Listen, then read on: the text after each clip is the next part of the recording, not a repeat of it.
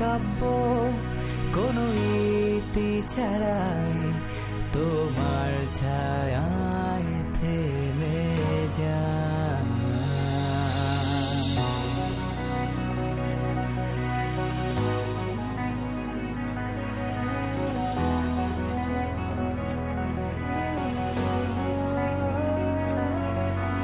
প্রথম পলকে হারালাম নিজেকে কোনো ঠিকানাহীন দিশা। প্রতিদিন ভাবি আমি বলবো আজ তোমাকে ভরসা